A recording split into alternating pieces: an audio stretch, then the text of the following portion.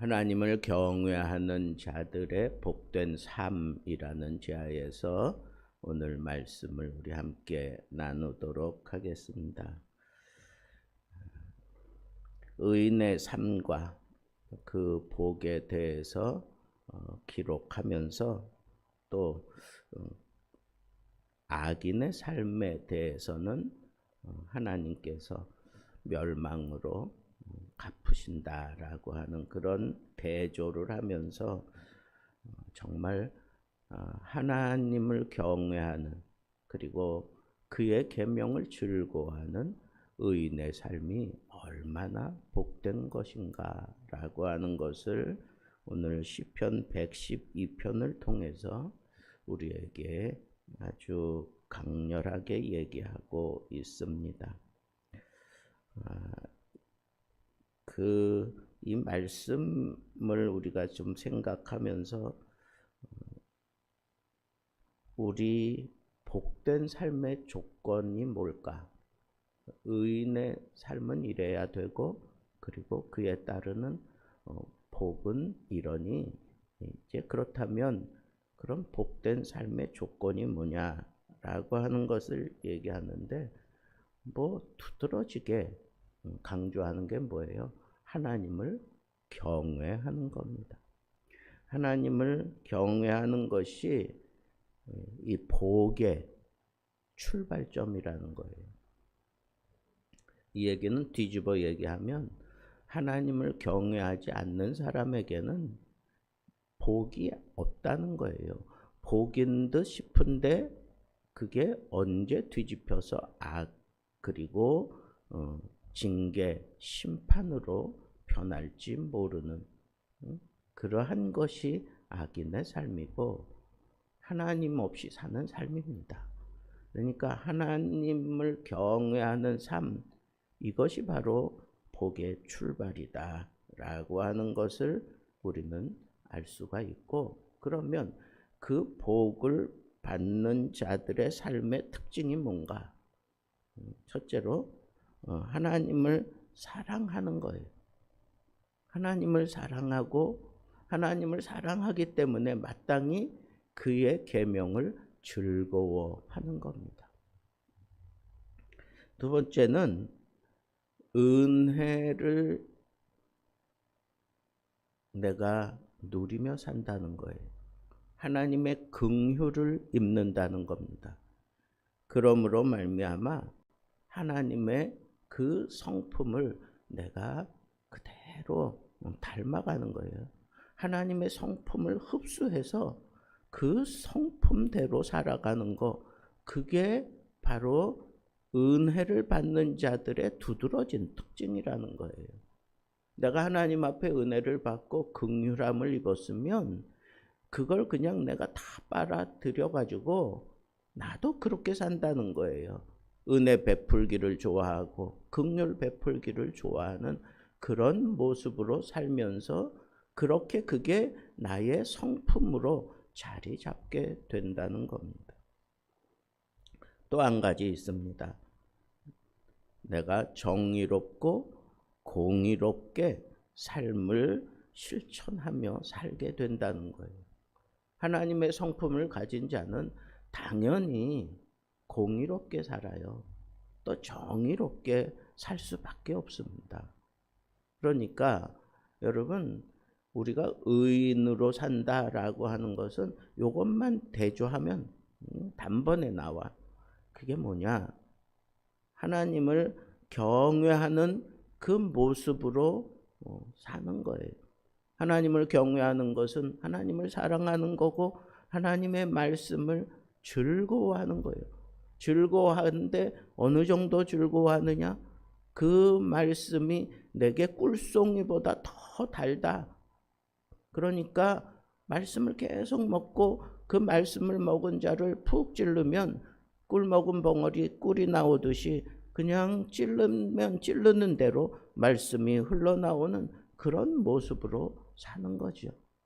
하나님을 경외하는 그런 까닭에 우리는 하나님으로부터 은혜를 받게 되고 긍휼을 내가 받게 되고 그러므로 말미암아 내 삶도 은혜를 베풀고 긍휼을 베풀며 사는 그런 성품으로 내가 바뀌게 되고, 하나님의 성품을 내가 속에 지녔기 때문에 나는 하나님을 거스르며 살지 않아요. 하나님을 가장 잘 드러내는 삶, 그게 뭐예요? 공의로운 삶이고 정의롭게 살아가는 삶이다라고 하는 거다.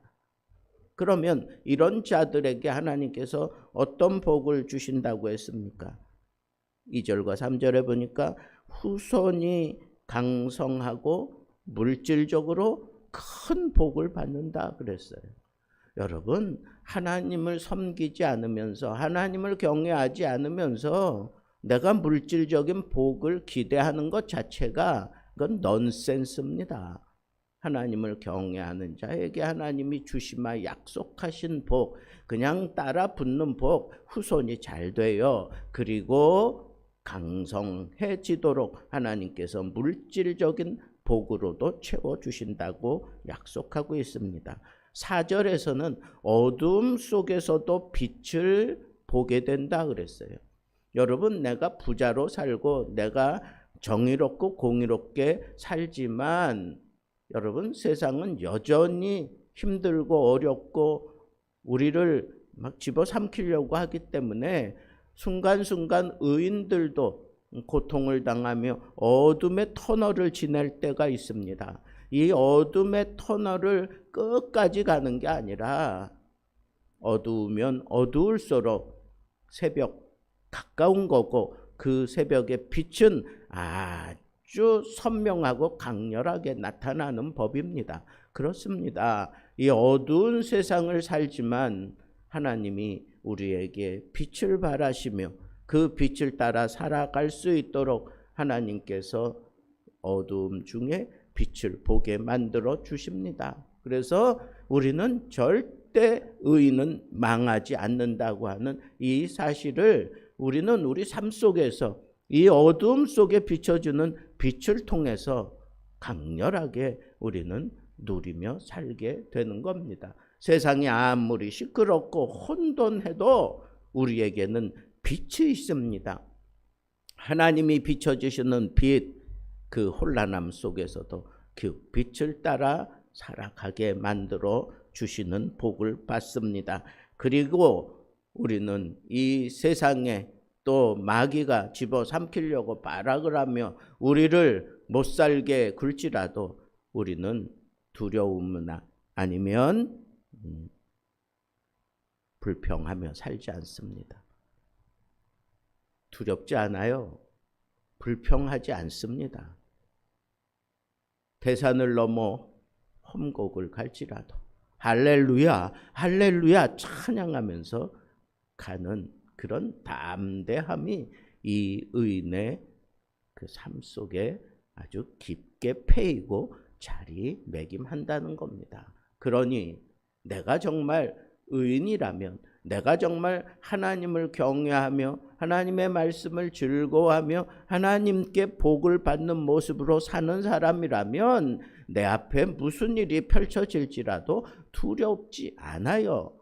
오히려 다윗처럼 너희들이 나를 이렇게 선대하지 못하고 나를 이렇게 악하게 군다고, 나에게 정말 이렇게 악행을 저지른다고, 그래? 그러면 좋다. 나는 기도다. 그러면서 내 이 성품을 틀어뜨리지 아니하고 하나님의 모습, 내 삶을 통해서 내 이 성품을 통해서 망가지지 않도록 기도하면서 하나님께 맡기고 하나님이 풀어주시는 것을 우리는 여유롭게 보면서 가는 것, 그것이 바로 의인이 누리는 아주 복된 삶인 것을 알 수가 있습니다.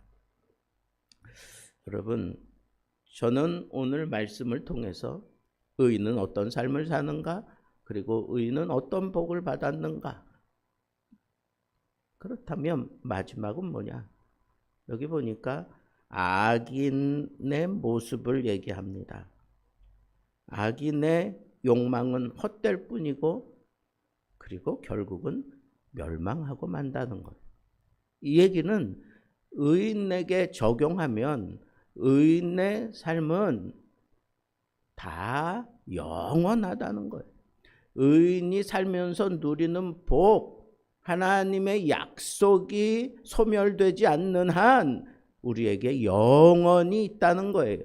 그러니까 우리는 그 약속을 붙들고 우리는 영원히 변치 않는 하나님의 복을 누리며 살아가는 존재며 우리는 절대 소멸되지 아니하고 망하지 않는다. 하나님을 섬기는 자는 망하지 않는다 하는 이 믿음 하나 붙들고 그 섭리와 그 주장하심은 하나님께 맡기고 우리는 담대하게 우리 앞에 펼쳐지는 이 어두움 속에서 빛을 비춰주시는 하나님의 빛을 따라서 가면서 담대하게, 그리고 이 땅 위에서 하나님이 우리에게 약속하신 그 모든 복을 누리며 살아가게 된다고 하는 이 엄청난 복이 이 짧은 10절에 다 담겨져 있습니다. 여러분, 그런데 이 모든 복스러운 삶의 시작이 뭐라 그랬어요? 하나님을 경외하는 데 있다라고 하는 이 사실을 우리는 놓치지 말아야 합니다. 어떤 때는 이 세상이 우리를 시험할 때가 있어요. 하나님을 경외하는 한 농부가 정말 어려운 그런 상황 속에 봉착합니다. 다른 사람들은 이 농사에 관계없이 살기 때문에 뭐 그런 대로 저런 대로 살아가요. 비가 없어도 살아가요. 근데 점점 땅이 말라가고 있는데도 이 농부는 그치지 않고 끝까지 하나님이 비를 주실 것을 기대하면서 자기가 가지고 있는 이 모든 재물들을 말씀을 따라 하나님이 베풀어 주신 복을 그렇게 베풀면서 살고 있는 거예요. 그러니까 사람들이 볼 때 저 미친 거 아니냐고, 땅이 다 메말라가지고 수확도 없을 것 같은데 여전히 밭을 갈고 여전히 씨를 뿌리고 또 여전히 자기 그 곳간에 있는 것들을 다 베풀며 하나님의 뜻대로 산다고 다 베풀며 사니까 이게 세상 사람들 눈에 비칠 때에는 이게 수지타산이 맞지 않는 거예요. 저 미련한 사람 보게 그러는데 하나님께서 어느 한날 갑자기 이 밝은 하늘에 구름을 몰고 오더니 그냥 흡족한 비를 그 땅에 쏟아 부어 주십니다. 그동안의 모든 그 말라 비틀어진 이 모든 것들을 그 한 번의 비로 완전히 다 해갈시켜 버리는, 그때부터 사람들이 얘기합니다.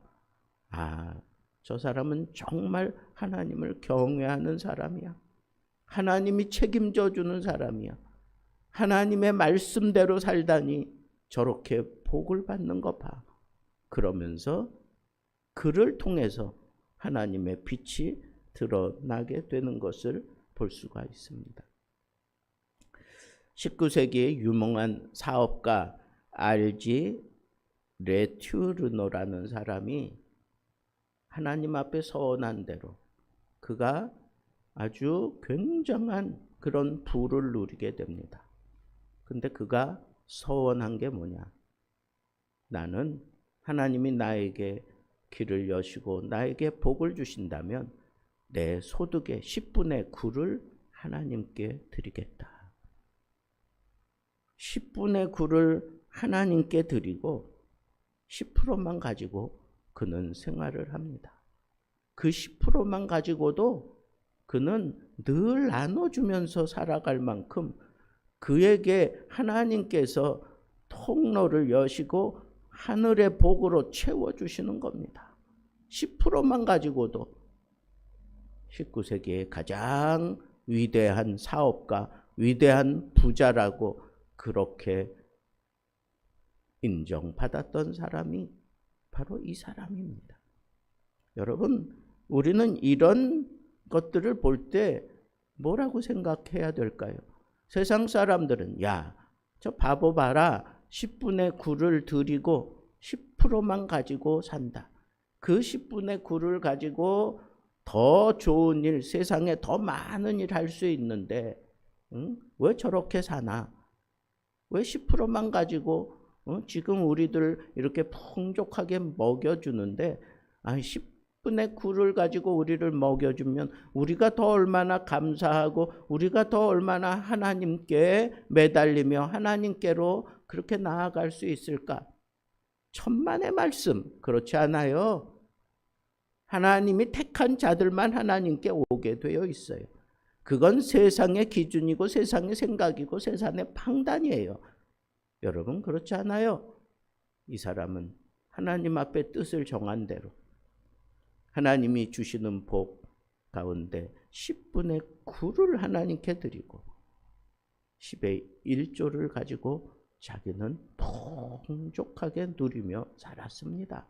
이게 하나님이 우리에게 베풀어 주시는 역전의 은혜다 말입니다. 역전의 은혜. 여러분 반대로 하나님을 경외하는 자에 대한 안타까운 그런 예는 부자와 나사로 얘기입니다. 부자는 이 땅에서 떵떵거리며 살았습니다.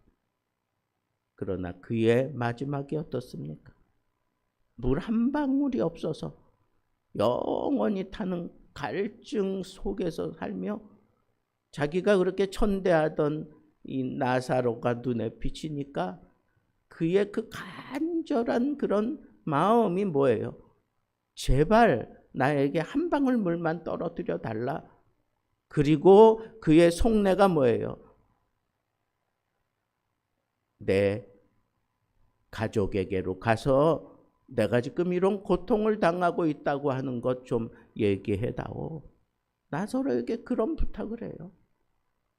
여러분, 그게 이성적으로 맞고 그렇게 나사로가 딱 꿈속에 나타나서 환생 가운데 그렇게 막 얘기하면 그 가족들이 잘 믿을 것 같습니까? 천만의 말씀. 안 그렇습니다. 있을 때 잘해야 되는 거예요. 악인은 멸망하는 거예요. 의인은 영원한 하나님의 보호하심과 삶과 이 땅에서 누리는 복을 누리며 살게 된다고 하는 것을 우리는 생각하면서 오늘 이 시편 112편에서 우리에게 던지는 강렬한 메시지. 여러분, 세상이 혼란하다고 우리의 믿음 흔들리면 안 됩니다. 시끄럽다고 귀 닫아버리고 그냥 은둔해서 살아서도 안 됩니다. 우리는 의인의 삶을 살아야 되는 거예요. 이 땅 위에서 의인의 삶, 하나님이 나에게 통로를 삼아 하나님의 복을 베풀어 주시는 그런 삶을 통해서 세상 사람들이 나를 통하여 하나님의 빛을 볼 수 있도록 하나님을 기대하는 자들이 나를 통해서 이 흑암 중에 빛이 일어나는 그런 하나님의 도구로 쓰임 받도록 사는 삶, 그것이 바로 의인의 삶이고 하나님을 경외하는 자의 삶인 것을 여러분 마음에 담고 이 혼란한 세대에 의인의 삶을 살아야 되겠다. 하나님이 나를 책임져 주신다. 하나님이 이 땅 위에서도 잘 되게 하시고 후손이 잘 되고 내 물질적으로 하나님께 복을 받는 모습을 통해서 저 사람은 하나님을 따라가더니 저와 같은 복을 받는다라고 하는 이런 믿음의 산 증거를 보여주며 사는 하나님의 백성들 되기를 우리 주님의 이름으로 축복합니다.